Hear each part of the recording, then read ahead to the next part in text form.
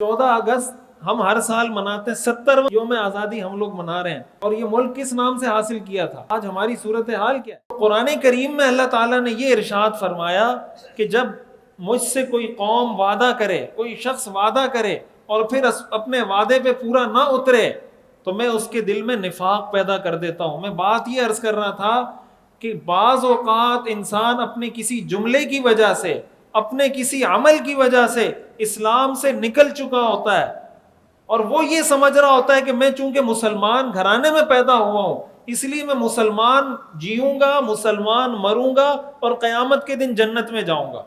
ایسی گارنٹی تو کسی کے پاس بھی نہیں ہے۔ تو جس آدمی کو فکر ہوگی، رسول اللہ صلی اللہ علیہ وسلم نے فرمایا انما الاعمال بالخواتیم، اعمال کا دار و مدار خاتمے پر ہے۔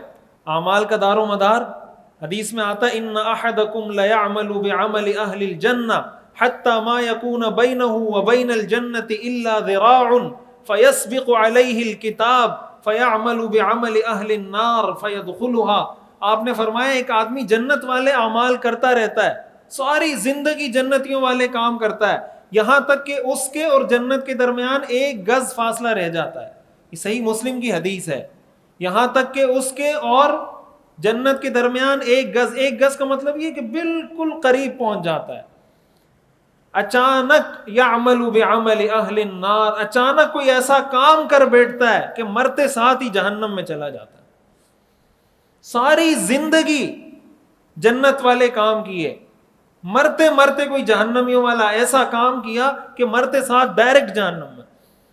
اور آپ نے فرمایا کبھی کبھی ایسا ہوتا ہے کہ ایک آدمی ساری زندگی جہنمیوں والے کام کر رہا ہوتا ہے، مرتے مرتے کوئی ایسا کام کر جاتا ہے کہ مرتے ساتھ ہی جنت میں داخل ہو جاتا ہے۔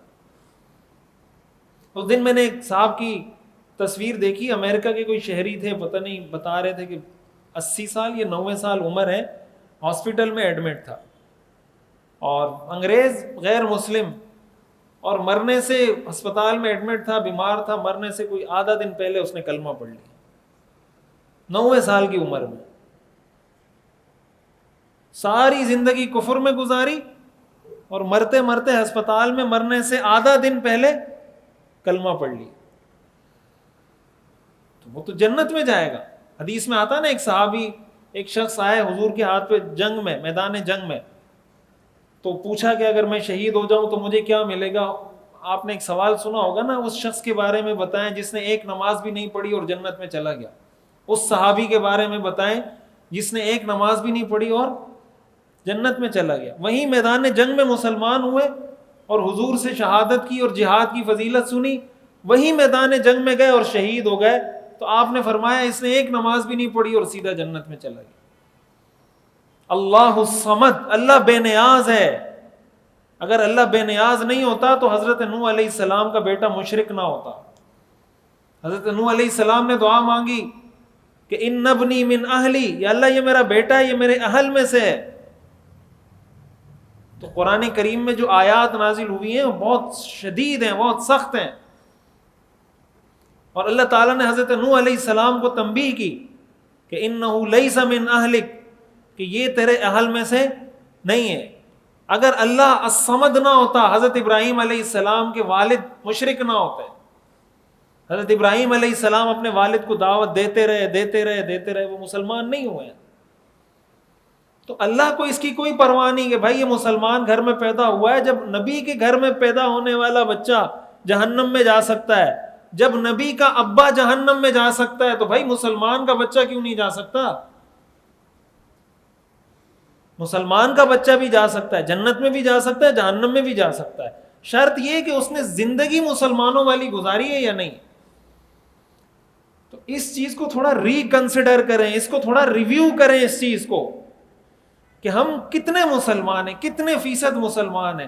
دن میں ہماری زبان سے کبھی کوئی ایسا جملہ تو نہیں نکلتا کہ جو خدا نخواستہ ہمیں کہیں اسلام سے دور لے جائے۔ اس چیز کی ہم نے کوشش کرنی ہے۔ یہی وہ چیز ہے جس کو قرآن میں اللہ نے فرمایا کہ بھائی تم نے مجھ سے وعدہ کیا تھا۔ ہم اپنے ملک کے اعتبار سے دیکھیں، ابھی 14 اگست آ رہی ہے، 14 اگست ہم ہر سال مناتے ہیں، 70واں یوم آزادی ہم لوگ منا رہے ہیں، اور یہ ملک کس نام سے حاصل کیا تھا؟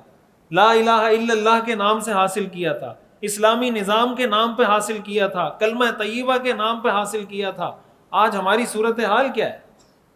ہم نے اس کے لیے کون سی سنجیدہ کوشش کی ہے؟ ہم نے پاکستان کے سسٹم کو اسلامائز کرنے کے لیے کون سا کردار ادا کیا ہے؟ یہ چیزیں اسلامائز باتوں سے، تقریروں سے، نعروں سے نہیں ہوتی۔ اگر ہم نے اللہ سے یہ وعدہ کر کے ملک لیا کہ اللہ آپ ہمیں ملک دیں، ہم آپ کا نظام نافذ کریں گے، اور اللہ نے ہمیں وہ ملک دے دیا اور ہم نے اسلام کا نظام نافذ نہیں کیا، تو قرآن کی اس آیت کے مطابق اللہ ایسی قوم کو منافق بنا دیتا ہے۔ فَأَعْقَبَهُمْ نِفَاقًا فِي قُلُوبِهِمْ إِلَى يَوْمِ يَلْقَوْنَهُ، کیوں؟ بِمَا أَخْلَفُوا اللَّهَ مَا وَعَدُوهُ، اللہ فرماتے ہیں جو مجھ سے وعدہ خلافی کرتا ہے میں اس کو منافق بنا دیتا ہوں۔ آج ہمیں اسلام پسند ہے، لیکن کون سا؟ جو میری مرضی کے مطابق، جو میری کسی بات کو ہٹ نہ کرے۔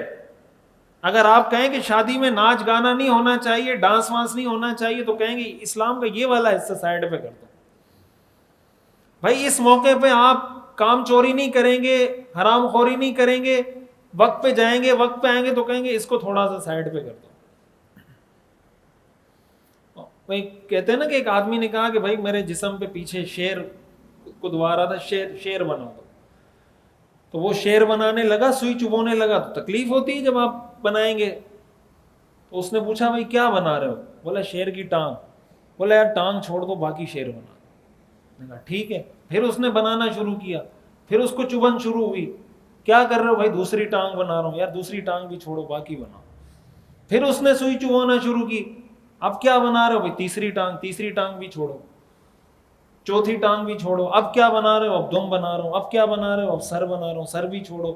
اب کیا بنا رہے ہو؟ دھڑ بنا رہا ہوں۔ بھائی دھڑ بھی چھوڑو، باقی شیر بناؤ۔ تو آپ نے ٹانگیں بھی چاروں کاٹ دی، سر بھی کاٹ دیا، دھڑ بھی کاٹ دیا، دم بھی کاٹ دی، بچا کیا؟ شیر تو بچا ہی نہیں۔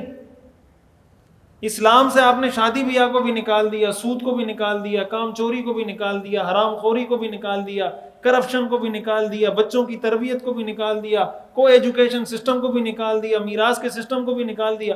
بچا کہاں ہے اسلام؟ کہاں ہے اسلام؟ یہ وہ چیزیں جو میں سمجھانا چاہ رہا ہوں کہ ہم اپنے آپ کو مسلمان کہتے ہیں، ذرا اپنی زندگی پر نظر ثانی کریں، اور جب نظر ثانی کریں گے تو ہمیں پتہ چلے گا کہ بہت ساری چیزیں ایسی ہیں جو اسلام کی ہیں لیکن ہماری زندگی سے نکل گئی ہیں، اور یہ ہم اللہ سے وہ وعدہ خلافی کر رہے ہیں جس کا ہم عذاب بھگت رہے ہیں کہ اللہ تعالیٰ نے منافقت پیدا کر دی ہے ہمارے دلوں میں۔ اور جب ہم اس سے توبہ کریں گے کہ اللہ آج تک ہم نے یہ کیا تھا، آج کے بعد ہم سچے صحیح معنوں میں مسلمان بننے کی نیت کرتے ہیں، اس کا وعدہ کرتے ہیں، اس کا عزم کرتے ہیں، آئندہ کے بعد میں صحیح معنوں میں وہ والا مسلمان بنوں گا جس مسلمان سے جنت کا وعدہ ہے۔ تو اگر ہم آج بھی توبہ کر لیتے ہیں اور اس میسج کو، اس پیغام کو اپنے گھر والوں تک، اپنے بچوں تک، اپنے دوستوں تک پہنچاتے ہیں، تو اللہ تعالیٰ کی ذات سے امید ہے کہ جیسے جیسے ہم توبہ کریں گے اللہ تعالیٰ ہم سے اس عذاب کو بھی آہستہ آہستہ اٹھا لے گا، اور اگر توبہ نہیں کریں گے تو اس عذاب میں ہم پڑے رہیں گے۔